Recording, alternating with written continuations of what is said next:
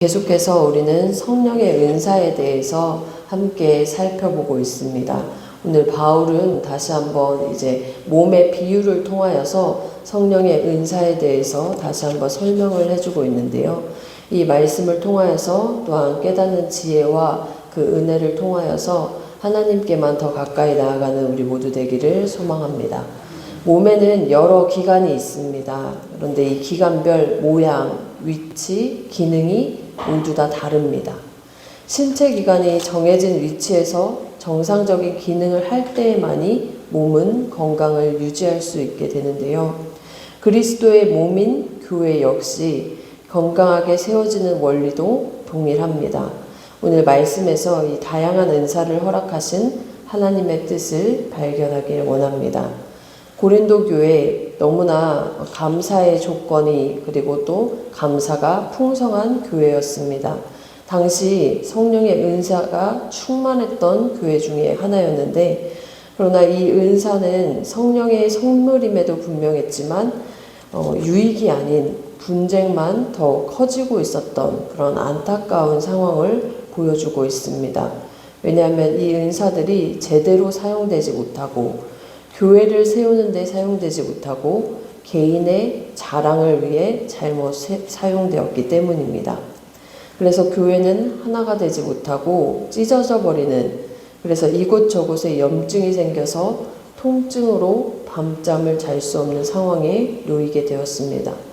바울은 그들을 향하여서 이제 교회의 지체인 성도들이 각자의 역할과 그리고 사명을 감당하고 서로 조화를 이룰 때에만이 교회가 건강해질 수 있다고 이렇게 설명을 해주고 있습니다.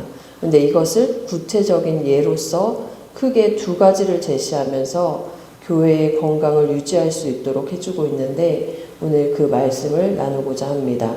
14절 말씀을 우리가 함께 읽겠습니다. 몸은 한 지체뿐만 아니요 여럿이니. 바울은 우리의 몸은 하나이지만 지체는 여럿이라고 말을 하고 있습니다. 하나의 몸으로 이루어져 있지만 그 몸이 그냥 딱 하나다라고 하는 것이 아니라 여러 지체가 이렇게 놓여 있는 것인데요. 몸의 지체는 하나같이 중요한 기관이고 우리의 몸에 없다면 어려움을 줍니다. 자칫 하나만 잘못되더라도 우리의 생명까지 위협을 받을 수 있는 상황에 놓이게 되는데, 바울은 첫 번째 예로 이렇게 예를 듭니다. 17절 말씀을 함께 읽겠습니다. 만일 온몸이 눈이면 듣는 곳은 어디며 온몸이 듣는 곳이면 냄새 맡는 곳은 어디냐. 네, 만일이라고 이렇게 이야기를 하면서 온몸이 눈이라면 어떻게 되겠는가. 이거를 하나의 예로서 들어보려고 합니다. 만약에 우리의 몸이 눈으로만 이렇게 이루어져 있는 것입니다. 사방이 다 눈으로 되어 있는 것이죠. 그렇다면 시야가 가려진 곳이 없어서 사방을 아주 잘 볼 수는 있을 것입니다.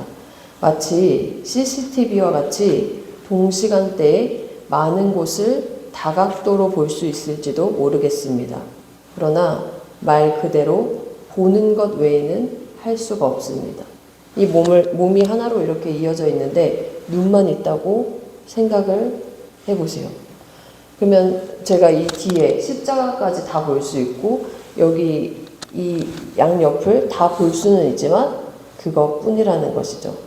보이기는 하는데 움직일 수도 없고 들을 수도 없고 냄새를 맡을 수도 없고 먹을 수도 없다면 과연 그 몸에 어떤 의미가 있을까요? 혹시 그렇게 수많은 눈에 먼지라도 들어가게 된다면 정말 큰일입니다. 이물질을 제거할 수 있는 손이 없기 때문입니다.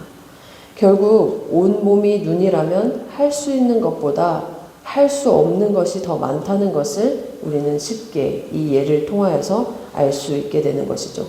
또한 몸에 눈과 함께 다른 지체가 함께 있는 것이 더 유익하다는 것을 금방 알아차릴 수 있습니다. 그런데 고린도 교회는 은사를 가지고 자신의 그 기준에 따라서 순위를 매기고 있었습니다. 그리고 특별한 은사를 정하여 그것을 가지지 못한 이들을 무시했습니다. 그리고 그것이 꼭 필요하다고 강요하기도 했습니다.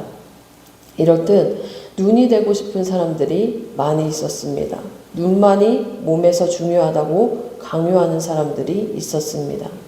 그러나 은사를 분배하시는 분은 하나님이시고 철저히 하나님의 기준에 의해 정해진다는 것을 우리는 기억해야 할 것입니다. 18절 말씀을 함께 읽겠습니다. 그러나 이제 하나님이 그 원하시는 대로 지체를 각각 몸에 두셨으니, 이것을 기억할 때에만이 우리가 교회를 세우는 그 일에 앞장서서 나아갈 수 있습니다. 하나님께서는 다양한 은사를 가지고 서로 조화롭게 교회를 건강하게 세워나가기를 우리에게 요청하고 계십니다. 그 어떠한 것도 불필요한 것은 없습니다.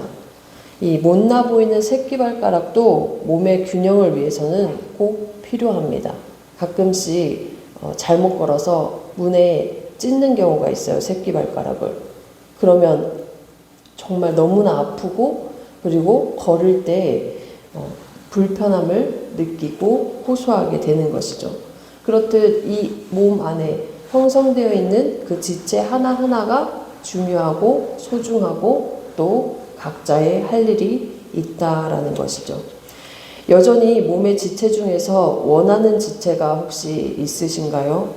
이제는 그보다 그 지체가 무엇이든지 내가 교회를 이루고 있는 지체임을 기억하길 원합니다.